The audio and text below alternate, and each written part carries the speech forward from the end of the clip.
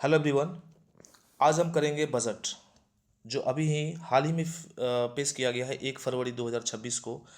उससे रिलेटेड हम सारे फैक्ट को देखेंगे और उम्मीद करते हैं आपका एक भी एग्ज़ाम मतलब इस साल में जो भी एग्ज़ाम होगा उसमें इस पीडीएफ से और इस क्लास से क्वेश्चन जरूर आएंगे। मैं वादे के साथ ये बात कह सकता हूँ कि यहाँ से एक भी क्वेश्चन आपके एग्ज़ाम का बाहर नहीं जाएगा। ठीक है। सो आज का हम बजट स्टार्ट करते हैं। ये है निर्मला सीतारमन जी और ये है हमारे देश की प्रधानमंत्री राष्ट्रपति। देखिए, बजट जो होता है वो मनी बिल है और मनी बिल जब भी पेश किया जाता है इसका मतलब ये होता है कि आप संचित निधि से पैसे निकालने वाले हैं और निकालने से पहले आप ये बताना चाहते हैं देश को कि आप पैसा निकालने वाले हैं और किस किस जगह उसको खर्च करने वाले हैं। तो संचित निधि से निकालने से पूर्वानुमति पहले आपको जो है वो राष्ट्रपति से अनुमति लेना होता है और राष्ट्रपति जी जो है वो दही चीनी खिला करके शुभकामनाएं देती हैं कि जाइए आपका ये है, धन्यवाद है, आप जा करके बजट को पेश कीजिए। तो निर्मला सीतारमन जी जो है वो रिकॉर्ड 9वीं बार ये बजट पेश किए हैं और ध्यान देने वाली बात क्या है कि लगातार 9वीं बार पेश किए हैं। इससे पहले सबसे ज़्यादा बार पेश किया है मोरारजी देसाई जी ने 10 बार, लेकिन 10 बार पेश किया है, लगातार 10वीं बार पेश नहीं किया है। ये पेश किए हैं, बीच में इनकी कुछ गैपिंग भी रहे हैं, बट निर्मला सीतारमन जी लगातार 9वीं बार पेश किए हैं। इस बार एक चीज़ सबसे ज़्यादा इम्पोर्टेंट रही, जब ये बजट पेश करने के लिए आई तो उस समय उन्होंने एक साड़ी पहनी थी कांचीवरम की। कांचीवरम की जो साड़ी है वो ये संदेश भी देना चाह रही थी कि हम जो है वो हैंडलूम साड़ी को बढ़ावा देंगे और विदेशी जो स्वदेशी और हथकरघा उद्योगों को भी बढ़ावा देंगे। ये एक्चुअली क्या है कि कांचीवरम जो साड़ी है वो तमिलनाडु से रिलेटेड है, तो ये चीज़ें ये दिखाना चाहती थी। और 2025-26 में इन्होंने जो साड़ी पहना था वो मधुबनी की साड़ी पहनी थी। देखिए, 2026-27 की जो मुख्य बातें हैं इस पर ध्यान देते हैं। बजट 1 फरवरी 2026 को पेश किया गया और इस दिन रविवार था, संडे था। ठीक है। और रविवार के दिन मार्केट खुला रहा, शेयर मार्केट, कि देखने के लिए भाई होगा क्या, कैसे कैसे क्या होगा। जो भाषण का अवधि रहा है इनका 1 घंटा 25 मिनट का हुआ है। सबसे ज़्यादा ये जब भाषण दी हैं वो 2020 में स्पीच दी है 2 घंटा 40 मिनट का। ठीक है। भारत में सबसे पहला बजट जेम्स विल्सन ने 1860 में पेश किया था, लेकिन आज़ाद भारत का सबसे पहले आर के सनोखम शेट्टी जी ने 1947 में पास किया था। जब भारत गणतंत्र हुआ उसके बाद पहला बजट पेश किया गया जॉन मथाई के द्वारा 1950 में। तो ये फैक्ट है, ये पूछेगा ही पूछेगा। भारत की पहली महिला बजट पेश करने वाली जो थी वो इंदिरा गांधी जी थी, लेकिन इंदिरा गांधी जो थी वो प्रधानमंत्री के पद पर रहते हुए वित्त मंत्री का पद ग्रहण किया हुआ था, इसलिए जो पहली पूर्णकालिक महिला वित्त मंत्री माना जाता है वो निर्मला सीतारमन जी को माना जाता है। अब हम बात करते हैं, एक्चुअली बजट पे आते हैं। जो बजट पेश किया गया और पेश करने के लिए जब बोलना स्टार्ट की निर्मला ताई जी, तो सबसे पहले इन्होंने भारत सरकार की 12 वर्षों की उपलब्धियों पर बात की और इन्होंने कहा कि भारत सरकार जो मोदी जी जो है 2014 से 26 तक देश के प्रधानमंत्री रहे और उस समय देश जो है वो देश का जो विकास दर है वो बहुत तेज़ी से बढ़ा है। स्थायित्व में, राजकोषीय अनुशासन में, कम मुद्रास्फीति हुआ और सतत विकास हुआ है। ये सारी चीज़ों को उन्होंने पहले जिक्र किया कि देश जो है वो 4 स्तंभों पर जोर दिया गया और इस पर देश खरा उतरा है। इसके बाद बात करती हैं क्या कि जो भारत का जो आगामी लक्ष्य है और रणनीति है उससे रिलेटेड ये देखती हैं कि भारत का जो लक्ष्य है वो लगभग 7% विकास दर को प्राप्त करना है और उसको प्राप्त करने के लिए इन चीज़ों पर ध्यान देना होगा। ऊर्जा सुरक्षा पर, कि देश को जो है ऊर्जा के क्षेत्र में आत्मनिर्भर बनना है, घरेलू विनिर्माण क्षेत्र में, नागरिक लाभ के लिए और सार्वजनिक निवेश के लिए। ठीक है। उसके बाद जब ये जब ख़त्म करती हैं और जब बजट को स्टार्ट करती हैं बोलने के लिए, तो सबसे पहले इनका 3 मुख्य कर्तव्य बोलती हैं बजट के स्टार्टिंग में, और जो विकसित भारत की नींव को रखेगा। मतलब इनका कहना था कि भारत को 2047 तक विकसित राष्ट्र बनना है।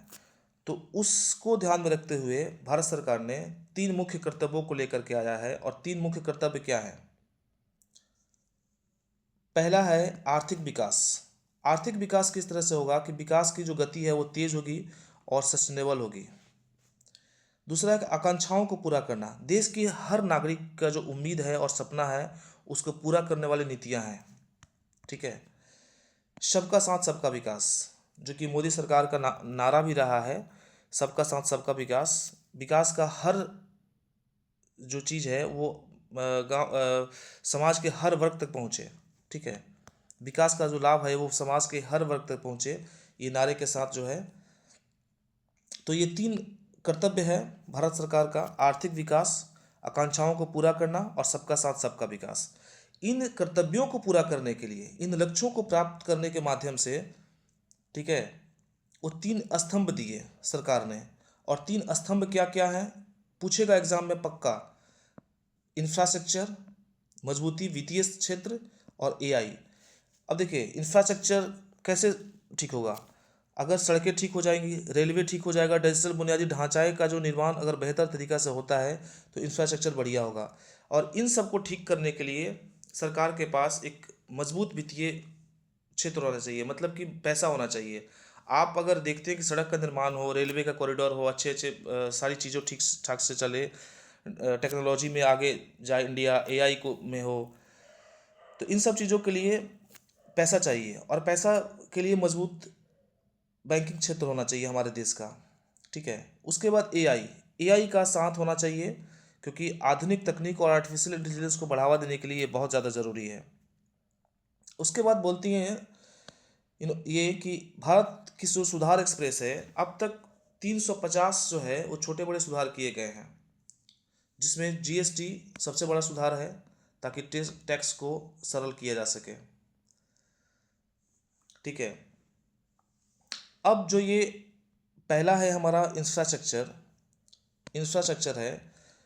3 कर्तव्यों में जो 3 स्तंभ था उसका पहला जो पिलर था इंफ्रास्ट्रक्चर, उसको ठीक करने के लिए, विकसित भारत के लिए उस इंफ्रास्ट्रक्चर को ठीक करने के लिए 6 सेक्टर्स दिया उन्होंने।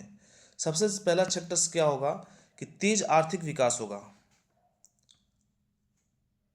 और उसके लिए विनिर्माण पहला होगा, दूसरा विरासत है, तीसरा एमएसएमई है, चौथा इंफ्रास्ट्रक्चर है, पांचवा एनर्जी है, छठा शहरी विकास है, और सातवां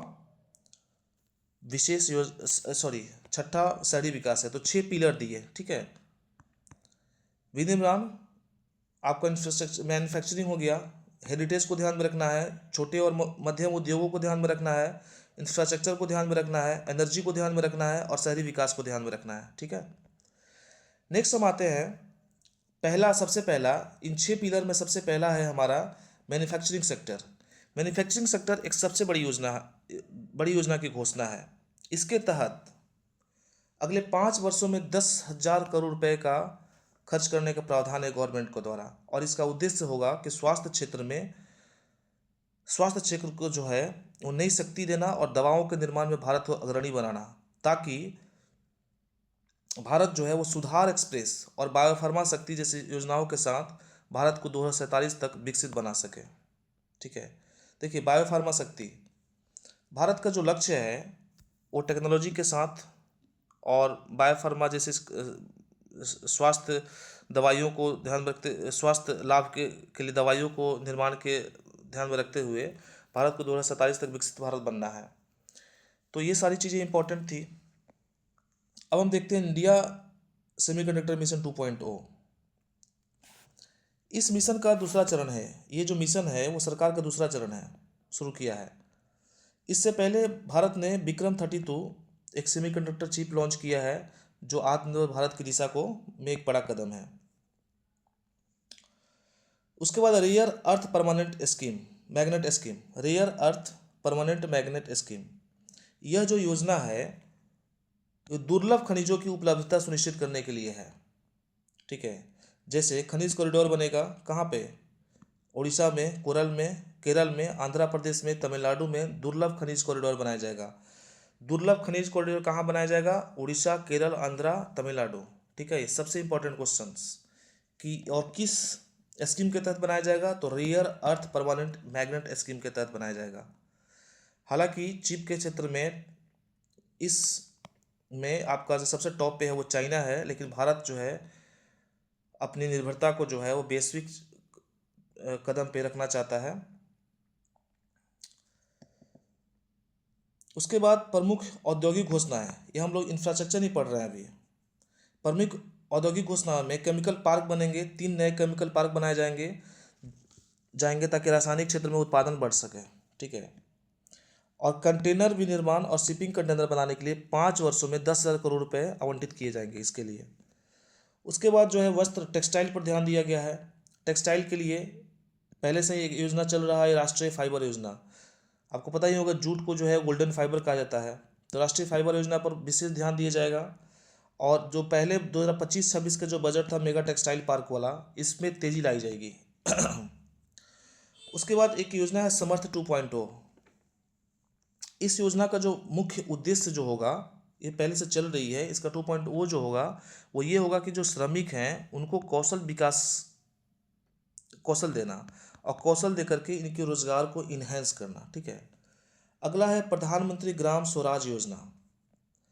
यह ऐसी योजना है जो ग्रामीण अर्थव्यवस्था को एकदम चेंज कर देगी, ग्रामीण अर्थव्यवस्था को मजबूत कर देगी।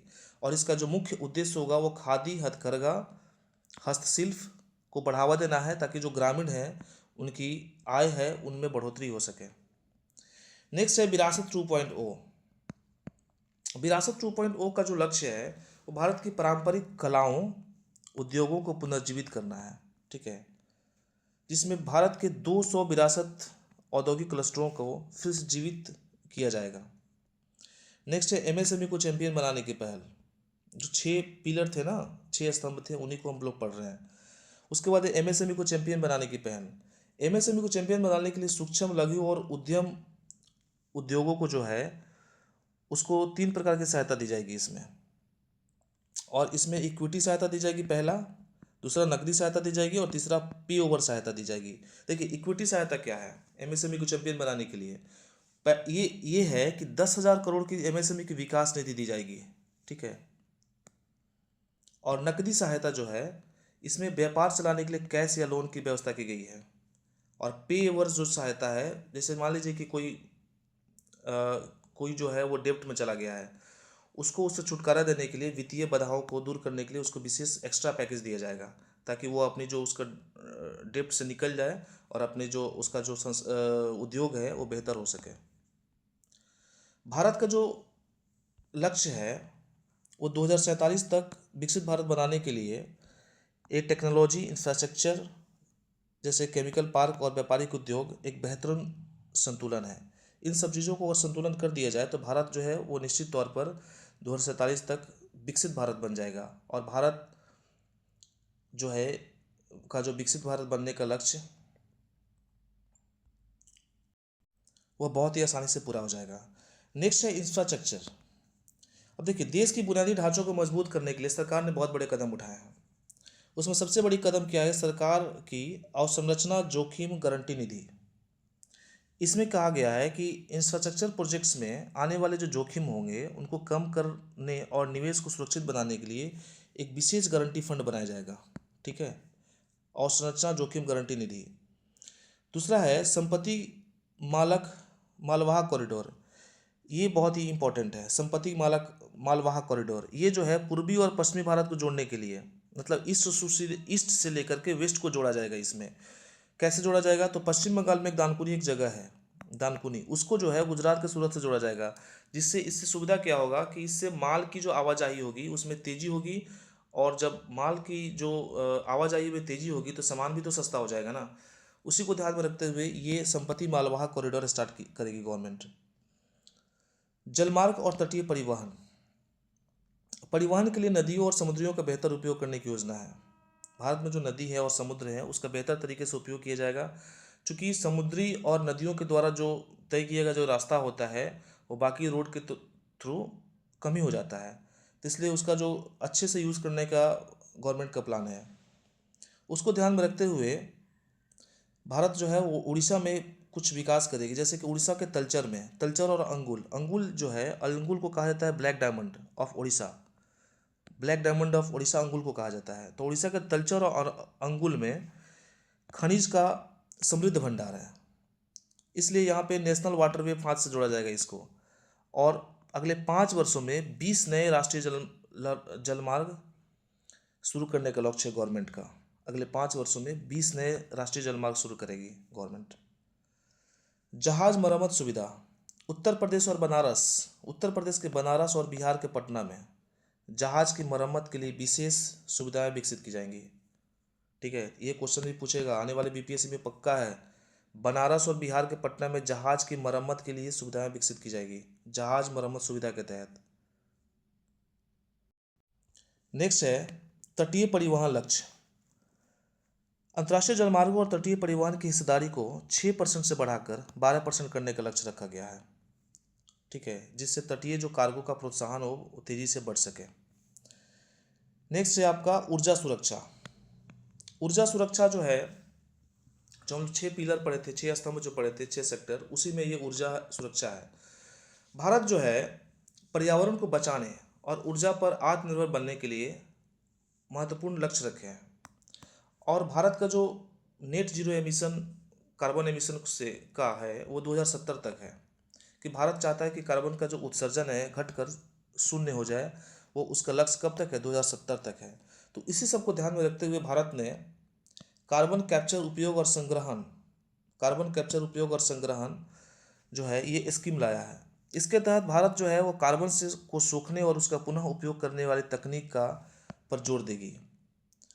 और इसके लिए 5 मुख्य क्षेत्रों जैसे विद्युत, इस्पात, सीमेंट, तेल शोधन और केमिकल्स में प्रदूषण कम करेगी। और 5 वर्षों में 20,000 करोड़ रुपए जो है आवंटित किए जाएंगे।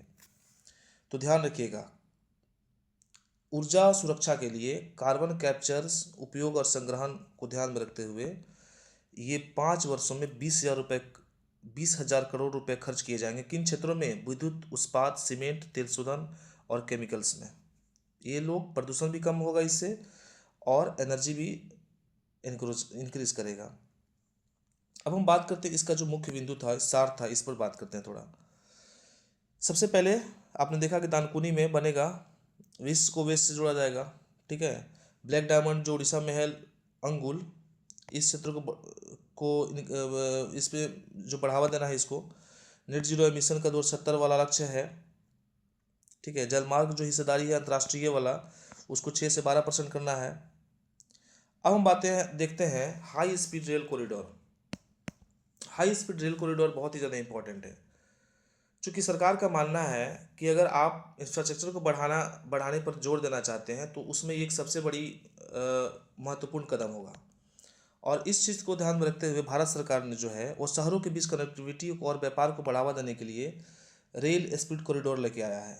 और इसमें भारत मुंबई से पुणे, पुणे हैदराबाद, हैदराबाद बेंगलुरु, हैदराबाद चेन्नई, चेन्नई बेंगलुरु, दिल्ली वाराणसी और वाराणसी हावड़ा, दिल्ली वाराणसी, ठीक है, ये नहीं है, इसको जो है 1 2 3 4 5 6 7 वाराणसी हावड़ा, ये 7 हाई स्पीड रेल कॉरिडोर है, इसको बनाने की योजना है। नेक्स्ट आते हैं वित्तीय क्षेत्र में सुधार। अब देखिए, हमने पढ़ा, इंफ्रास्ट्रक्चर पढ़ लिया, अब हम आज देखते हैं वित्तीय क्षेत्र में कैसे कैसे सुधार होंगे। गवर्नमेंट तो बड़े बड़े सपने देख लिए कि कैसे कैसे देश को सुधार करना है, कैसे कैसे क्या करना है, कैसे इंफ्रास्ट्रक्चर को बढ़ाना है, railway, technology, IT sector, spark, chemical parks, ये सारी चीज़ों को डिस्कस कर लिया गया है। बट इन सभी चीज़ों के लिए पैसे की बहुत ज़रूरी होगी, और उसी को ध्यान में रखते हुए भारत जो है वो चाहता है कि वित्तीय क्षेत्र में इसकी सुधार हो। ठीक है, तो द्वितीय सुधार जो है और इसके लिए कुछ कदम उठाए गए हैं। सबसे पहले हम बात करते हैं बैंकिंग। वित्तीय क्षेत्र में सुधार के लिए पहले एक कमेटी बनी थी, नरसिम्हन कमेटी, जो बैंकिंग से रिलेटेड थी, जिनका उद्देश्य क्या था? बैंकों को अधिक कुशल और प्रतिस्पर्धी बनाना। उसी समय उसी के आसपास ये एक फेमा करके एक एक्ट था, फॉरेन एक्सचेंज मैनेजमेंट एक्ट, ये 1999 में लागू किया गया था। इसका मुख्य काम क्या था? विदेशी मुद्रा को लेन देन की व्यवस्था को देन के को व्यवस्थित करना और विदेशी व्यापार को सुगम बनाना। ठीक है, फेमा का ये काम है। एसटीटी सिक्योरिटी ट्रांजैक्शन टैक्स में वृद्धि करेगी गवर्नमेंट, और इसमें जो है बॉन्ड्स और शेयर पर 0.202% से बढ़ाकर 0.05% कर दिए गए। बॉन्ड्स और शेयर में 0.02 से बढ़ाकर 0.05 कर दिया गया। ठीक है, ऑप्शन जो प्रीमियम्स होते हैं इसमें 0.1% और 0.125 से बढ़ाकर 0.15% कर दिया गया है। इससे क्या होगा कि जो बाजार में जो सट्टेबाजी को कम करने में सुविधा होगा और गवर्नमेंट का जो राजस्व है वो बढ़ेगा। नेक्स्ट जो है कृषि और बागवानी। कृषि और बागवानी जो है इसको आधुनिक बनाने के लिए किसान की आय में बढ़ाने पर विशेष जोर दिया जाएगा। ठीक है, जैसे कि नारियल, काजू, कोको, अखरोट और बादाम, ये इसका जो है जिक्र किया गया है बजट में, तो ये आप ध्यान रखेंगे। नारियल, काजू, कोको, अखरोट और बादाम, इसके उत्पादन को बढ़ाने पर विशेष ध्यान दिया जा रहा है। ठीक है, उसके बाद मत्स्य पालन। मत्स्य पालन में 500 जलाशयों का निर्माण किया जाएगा ताकि मछली पालन के उद्योग को बढ़ावा मिल सके। चंदन की खेती की जाएगी, इसकी भी बातचीत चल रही है।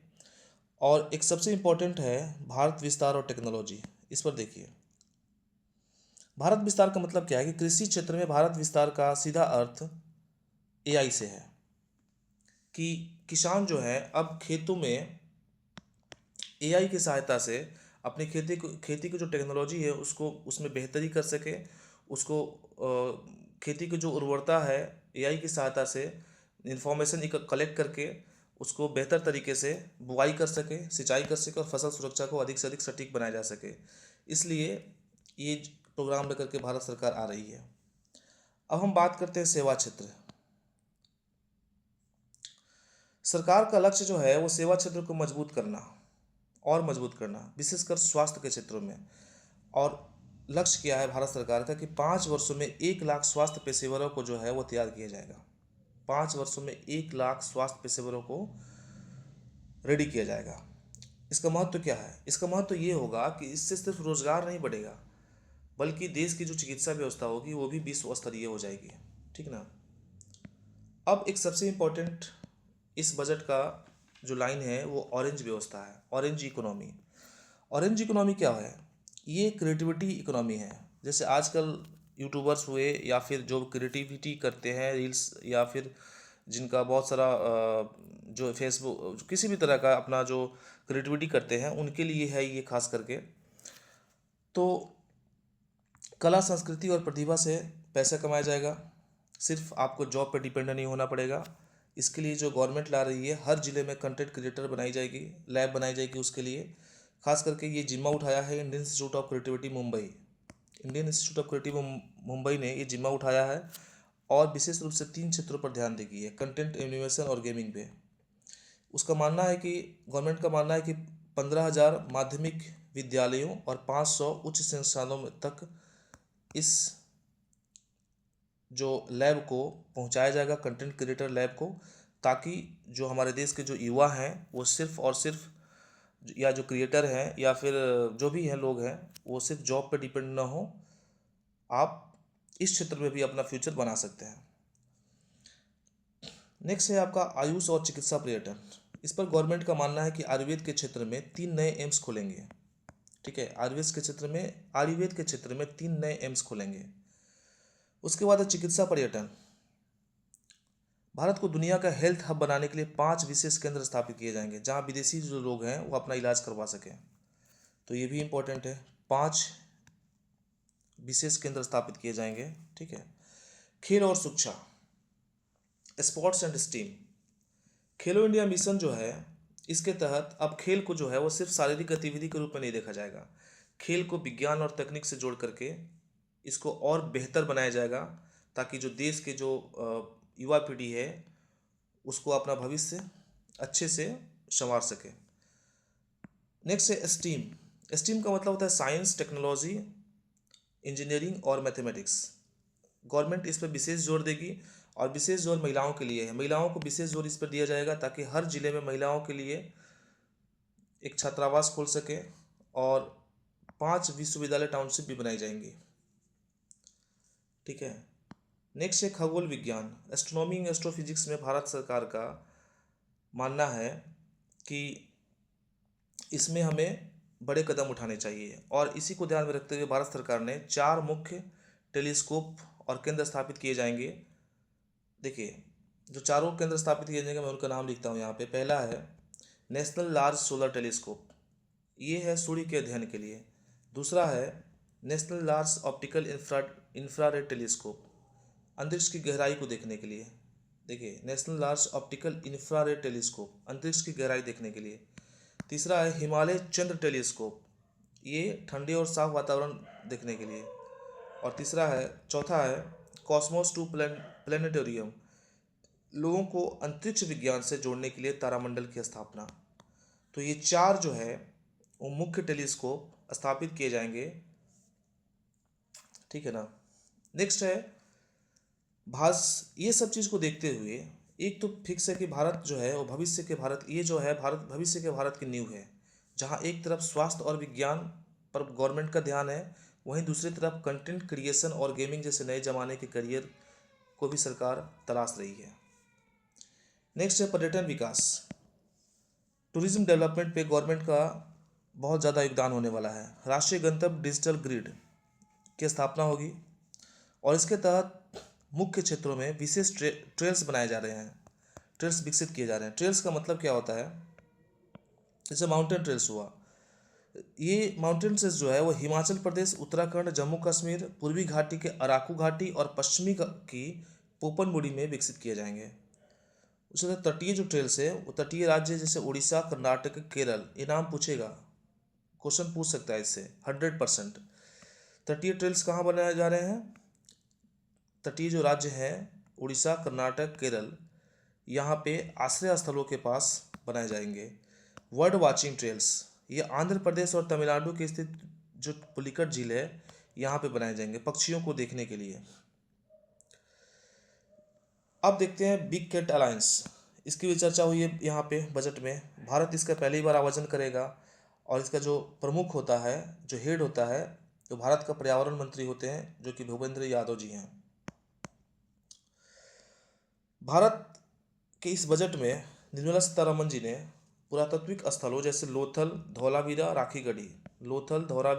राखीगढ़ी, आदिचन्नुल, हस्तिनापुर, सारनाथ जैसे प्रमुख ऐतिहासिक स्थलों का विकास किया जाएगा, ऐसी बातें कही गई हैं। पूर्वोत्तर राज्यों में बौद्ध धर्म से जुड़े स्थलों को जोड़ने के लिए बुद्ध सर्किट का निर्माण किया जाएगा, ठीक है। देखिए, पूर्वोत्तर राज्यों में बुद्ध सर्किट का निर्माण होगा, का विकास होगा, इस पर ध्यान दिया जाएगा। विकास का लक्ष्य जो है तीसरे कार्यकाल को हासिल करने के लिए 3 मुख्य क्षेत्र पर जोर दिया जाएगा। सबसे पहले किसानों की आय की वृद्धि में, कि किसानों की जो आय हो दोगुनी हो, और 500 प्लस क्लस्टर बनाने का लक्ष्य रखा गया है। उसके बाद दूसरा क्या है, दिव्यांगजन, समाज के इस वर्ग को सशक्त और मजबूत बनाना, ताकि दिव्यांगजन भी है ये न समझ सके कि हम जो है वो इस दौर की रेस में हम पीछे हो गए हैं, ठीक है। तो अपने आप को पीछे न समझे, और उनको भी सशक्त और समान बनाने के लिए ये योजनाएं ला रही है गवर्नमेंट। पूर्वोत्तर राज्य जैसे नॉर्थ ईस्ट इंडिया के राज्यों को विकास में बढ़ावा देगी। तो सबसे पहले किसानों की आय में वृद्धि देखते हैं। किसानों की आय में वृद्धि के लिए गवर्नमेंट जो है कुछ फसलें हैं जैसे कि चंदन हुआ, काजू हुआ, कोको हुआ, इसके उत्पादकता को है बढ़ाने पर विशेष जोर देगी। और इसके लिए गवर्नमेंट जो है इंडियन सैंडलवुड इकोसिस्टम स्कीम की स्थापना करेगी, ताकि जो भारतीय किसान है नारियल, अखरोट, बादाम, खुमानी जैसे फसलों की खेती को प्रोत्साहित करेगी, और किसानों को ज़्यादा मुनाफा मिल सके। नेक्स्ट है दिव्यांग सशक्तिकरण पर भारत सरकार विशेष जोर दे रही है। इसके तहत 2 मुख्य योजनाएं लेकर के आ रही है। दिव्यांग कौशल योजना, ठीक है। इसके तहत क्या होगा कि दिव्यांग लोगों को नई स्किल सिखाई जाएगी ताकि वे रोजगार पा सकें। और दूसरा है दिव्यांग सहारा योजना, यह आर्थिक और सामाजिक सुरक्षा को प्रदान करेगी। तो 2 योजनाएं हैं, बहुत ही इंपॉर्टेंट है, दिव्यांगजन कौशल योजना और दिव्यांग सहारा योजना। दूसरी इंपॉर्टेंट एक टर्मिनोलॉजी यहाँ पे है कि अल्मेको जो है एक तरह से artificial limbs manufacturing corporation of India है। ये एक ऐसी संस्था है जो दिव्यांगजनों के लिए व्हील चेयर और कृत्रिम अंग जैसे आधुनिक उपकरण बनाने पर विशेष ध्यान देती है।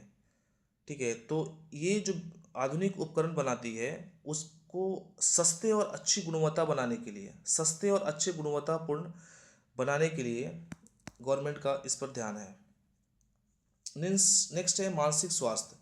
भारत सरकार अपने देश के हर एक नागरिक का मानसिक स्वास्थ्य अच्छा हो उस पर भी ध्यान दे रही है और इसके लिए विशेष कदम उठाए हैं। जैसे ट्रॉमा सेंटर खोला जाएगा। कहाँ पे? तो रांची और तेजपुर में इन संस्थानों की स्थापना की जाएगी। कहाँ पे? रांची और तेजपुर। ट्रॉमा सेंटर खुलेगी रीमेंस 2 के तहत, रांची और तेजपुर में। ठीक है ना। उसके बाद गवर्नमेंट का पूर्वोत्तर राज्यों का विकास, पूर्वोत्तर राज्यों की तरफ गवर्नमेंट का विशेष ध्यान है। ठीक है, जहाँ पे आप देख सकते हैं कि इंडस्ट्रियल कॉरिडोर बन रही है। कहाँ पे? पश्चिम बंगाल के दुर्गापुर में एक औद्योगिक गलियारा स्थापित किया जा रहा है जो पूर्वोत्तर राज्यों को जोड़ेगा। पर्यटन और ट्रांसपोर्ट, पर्यटन और ट्रांसपोर्ट देखिए, पर्यटन और ट्रांसपोर्ट के तहत 5 पूर्वोत्तर राज्यों में 5 नए पर्यटन स्थलों का निर्माण होगा और इसके तहत पर्यावरण को बचाने के लिए 4000 ई बसें चलाई जाएंगी। 5 पूर्वोत्तर राज्यों में 4000 ई बसें चलाई जाएंगी। ठीक है ना। और मैंने पहले ही बताया था कि बौद्ध सर्किट जो है को बढ़ावा देने के लिए जो पूर्वोत्तर के जो राज्य है अरुणाचल प्रदेश, सिक्किम, असम, मणिपुर, मिजोरम और त्रिपुरा में बौद्ध सर्किट का विस्तार होगा। अब हम आते हैं 16वां वित्त आयोग। 16वां वित्त आयोग की सिफारिश एक्सेप्ट कर ली गई है। ठीक है, इसके अध्यक्ष बने हैं अरविंद पनगड़िया जी और सचिव है ऋत्विक रंजन पांडे जी। वित्त आयोग का जो गठन होता है अनुच्छेद 280 के तहत होता है। ठीक है, और सिफारिशें जो होती हैं एक्सेप्टेंस वो आपका 281 में होता है। और ये जो कमेटी है सेक्शन विद फिनेंस कमेटी, ये कहती है कि इसका सिफारिश है कि केंद्र से राज्यों को 41% हिस्सा दिया जाए। ठीक है, अब हम बात करते हैं राजकोषीय घाटा। राजकोषीय घाटा है क्या? तो सीधा सा सिंपल भाषा में समझिए कि आपके पास अगर 100 रुपये हैं और आपको खर्च करने हैं 120 रुपये, तो आपके पास है 100, आप खर्च करेंगे 120, तो 20 रुपये जो है आप ज़्यादा खर्च कर रहे हैं। तो वो जो 20 रुपये ज़्यादा खर्च कर रहे हैं वो आप किसी से उधार लेंगे और वही जो उधार है मार्केट बोरोइंग, वही आपका फिजिकल डेफिसिट है। तो जब सरकार की कमाई कम हो जाए और खर्च ज़्यादा हो तो वो बाज़ार उधार हो जाता है, बाज़ार उधार लेना पड़ता है। इसका मतलब है कि मार्केट बोरोइंग करनी पड़ती है। तो वही आपका है राजकोषीय घाटा। 2025-26 में राजकोषीय घाटा का जो अनुमान था 4.4% था और 2026-27 का जो लक्ष्य है वो 4.3% रखने का लक्ष्य रखा गया है। मतलब सीधा सा बात है कि जिस भी देश का इकोनॉमी का जो राजकोषीय घाटा है वो जितना कम होगा अर्थव्यवस्था जो है उतनी ही ज़्यादा मजबूत होगी। अब हम बात करते हैं जो बजट की कुछ मुख्य जो विशेषताएं हैं और परिवर्तन जो हुए हैं उस पर बात करते हैं। बजट का जो टोटल एक्सपेंडिचर था वो 53.5 लाख करोड़ रुपए था। ठीक है, 53.5 लाख करोड़ रुपए था। उसके बाद नया आयकर एक्ट लागू होगा 1 अप्रैल 2026 से, जो स्थान लगे किसका? वर्तमान में चल रहे 1961 के नए इनकम टैक्स एक्ट की 1961 के ओल्ड 1961 के एक्ट्स को रिप्लेस करेगी। कौन सा? न्यू इनकम टैक्स एक्ट, जो 1 अप्रैल 2026 से लागू होगी। उसके बाद भारत सरकार जो है अपने बजट में अपने आम आदमी को राहत देने के लिए कुछ कदम उठाए हैं, महत्वपूर्ण कदम, जिसको माना गया है जीवन जीने की सुगमता को, ईज ऑफ लिविंग के लिए टैक्स में कुछ राहत है, उसको देखते हैं। जैसे दुर्घटना मुआवजा, दुर्घटना मुआवजा ये जैसे मोटर दुर्घटना दवा प्राधिकरण एमएससीटी के द्वारा दिए जाने वाला जो ब्याज है पर अब व्यक्ति को आयकर में छूट मिलेगा। ठीक है, टीसीएस की दर में कमी हुई है। मतलब विदेशी टूर पैकेज की बिक्री लगने वाले टीसीएस की जो वर्तमान की जो 5% की रेट है और 20% की, वो अब मात्र 2% हो जाएगी।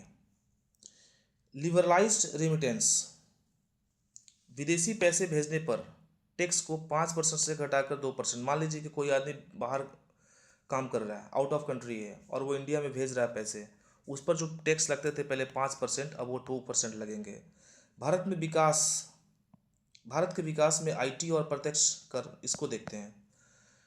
ठीक है, देखिए भारत को डिजिटल हब बनाने के लिए डेटा सेंटर पर जोर दिया जा रहा है। डेटा सेंटर है क्या? डेटा सेंटर एक ऐसी सर्विसेज है जिसको अगर कोई विदेशी कंपनी भारत में स्थित डेटा सर्विसेज का उपयोग, डेटा सर्विसेज की मदद से सेवाएं लेती है, तो उसे 2047 तक टैक्स हॉलिडे यानी कि टैक्स में विशेष छूट दी जाएगी। अगर हमारे यहाँ का डेटा सर्विसेज अगर विदेश की कंपनियां यूज़ करती हैं, सेवाएं उससे लेती हैं, तो उसको 2047 तक जो है वो टैक्स में छूट मिलेगी। यही है। उसके बाद विशेष वस्तुओं पर टीसीएस दरें। देखिए व्यापार को बढ़ावा देने के लिए टीसीएस दर जो है वो 2% तय की गई है। जैसे शराब, स्क्रैप और खनिज, इस पर 2% की टीसीएस दर तय की गई है। तेंदुपत्ता पर 5% से घटाकर 2% तय कर दी गई है। पूछेगा क्वेश्चन तेंदुपत्ता पर कितना हुआ है, या फिर व्यापार को बढ़ावा देने के लिए शराब, स्क्रैप और खनिज पे टीसीएस दर कितना तय किया गया है, तो 2% तय किया गया। ये पूछेगा ही पूछेगा। अब देखते हैं सीधा सिंपल चीज़ में कि भारत सरकार में जो बजट आया है उसमें मोटा मोटी क्या चीज़ें सस्ता हुई है और क्या चीज़ें महंगी हुई है। तो सबसे पहले सस्ता हुई है बैटरी, ईवी बैटरी। क्योंकि भारत सरकार जो प्रदूषण कम करने में ध्यान दे रही है, तो प्रदूषण को कम करने के लिए आपको ईवी बैटरी का आप ज़्यादा से ज़्यादा इस्तेमाल करेंगे तो पोल्यूशन कम होगा। तो ईवी बैटरी वो सस्ती होंगी। उसके बाद 17 जो दवाएं हैं कैंसर से रिलेटेड, उस पर टैक्स में छूट दी गई है। 7 लाइफ जो इम्पोर्टेंट जीवन रक्षक जो दवाएं हैं 7, उस पर टैक्स में बड़ी राहत दी गई है। ठीक है। उसके बाद जो डायबिटीज़ की जो मेडिसिन है वो सस्ती होंगी। परमाणु ऊर्जा, न्यूक्लियर पावर में से जो रिलेटेड परियोजनाएं हैं उसके लिए अगर आपको आवश्यक मशीनों और वस्तुओं खरीदनी होंगी तो उस पर आपको छूट मिलेंगे। खनिज प्रोसेसकरण, मिनरल प्रोसेसिंग, इसके लिए जो है वो खनिजों के शुद्धिकरण और प्रोसेसिंग पर टैक्स, इस पर छूट मिलेगा। बायोगैस उत्पादन से जुड़ी चीज़ें अगर आप ले रहे हैं तो उसमें आपको छूट मिलेंगी। महंगा क्या होता है? तो जो नशीली पदार्थें हैं जैसे कि बीड़ी, सिगरेट, तंबाकू, ये सारी चीज़ें, पान मसाला और विदेशी परफ्यूम, ये सारी चीज़ें जो है वो महंगी हो रही है। ऑप्शंस जो सेल करते हैं, ट्रेडिंग करते हैं, उनमें जो है टैक्स का प्रभाव ज़्यादा देखने को मिलेगा। अब देखते हैं मोटा मोटी तौर पे कि जो गवर्नमेंट का जो पैसा है वो कहाँ से कितना आता है। मान लीजिए कि गवर्नमेंट का कहाँ कहाँ से आता है गवर्नमेंट का, वो देखते हैं। तो गवर्नमेंट का जो टोटल सोर्स ऑफ इनकम है, सोर्स ऑफ इनकम मत कहिए, सीधी तौर पे गवर्नमेंट के पास पैसे कम है तभी तो वो उधार ले रही है। तो हमारे देश का जो फिजिकल डेफिसिट है वो ज़्यादा है। हम जो है वो बाहर से, दूसरी कंट्री से 24% तक उधार लेते हैं। और इनकम टैक्स जो है 21% आता है। उधार लेते हैं 24, इनकम टैक्स आता है नागरिकों से 21%, जीएसटी टैक्स आता है 18%, कॉरपोरेट टैक्स आता है मतलब निगम कर 4%, केंद्रीय उत्पाद शुल्क ये आता है कस्टम ड्यूटी शुल्क 6%, कर भिन्न 15%, सीमा शुल्क 10% और ऋण भिन्न 2%। मतलब अगर टॉप 3 हम इनकम देखें गवर्नमेंट का, उसमें सबसे पहला है मार्केट बोरोइंग, मतलब उधारी जो है वो गवर्नमेंट लेती है 24%। दूसरा है इनकम टैक्स, इनकम टैक्स आता है गवर्नमेंट के पास 21%। और तीसरा है जीएसटी टैक्स, ये आता है 18%। ठीक है। तो ये टॉप 3 टैक्सेस हैं। अब गवर्नमेंट का रुपया जाता कहाँ है? तो राज्य को जाता है सबसे ज़्यादा, 22% राज्य को जाता है। ठीक है। और जो गवर्नमेंट जो बोरोइंग की होती है 24% अपने इनकम में, उसके लिए, उसके बिहाफ में जो गवर्नमेंट आपका जो ब्याज देती है, इंटरेस्ट देती है, वो 20% तक आपका इंटरेस्ट देती है। मतलब सोच लीजिए इंटरेस्ट कितना जाता है देश का। ठीक है। तो 20% आपका इंटरेस्ट में जाता है। और सेंट्रल स्कीम में गवर्नमेंट बहुत ज़्यादा खर्च करती है 17%। तो ये था हमारा आज का बजट। Thanks for watching. आपको, मुझे उम्मीद है कि आप सब लोग को बहुत पसंद आएगी ये वीडियो। आप इसे 1 से 2 बार देखें। मैं दावे के साथ कह सकता हूँ कि आपका कोई भी क्वेश्चंस इससे बाहर नहीं जाएगा। ये पूरे साल भर में जो भी एग्ज़ाम होगा, आप इस वीडियो को देख करके जाएंगे, आपकी सारी जो एक मन में डर होता है कि बजट से क्वेश्चंस आएगा, कैसे कैसे क्या होगा, वो इससे ख़त्म हो जाने वाली है। चाहे आप कोई भी एग्ज़ाम दे रहे हों, आप एक MTS लेवल से लेकर के PCS लेवल तक के भी एग्ज़ाम देंगे, तो ये जो नोट्स मैंने बताया है, आप इसको 1 से 2 बार देखेंगे, आपकी सारी प्रॉब्लम सॉल्व हो जाएंगी। ठीक है। अगर आपको चैनल्स पे हमारी वीडियो अच्छी लगती हो तो आप हमारे चैनल को सब्सक्राइब कर सकते हैं और हमें सपोर्ट कर सकते हैं। ठीक है, मिलते हैं नेक्स्ट वीडियो में। जो हमारा सीरीज चल रहा है एंशिएंट इंडिया का, वो हम कल 2-3 दिन में फिनिश कर देंगे। टाइम का थोड़ा कमी होता है, बट 2-3 दिन में हम एंशिएंट हिस्ट्री ख़त्म करने वाले हैं। सो आज के लिए इतना ही। Thanks for watching.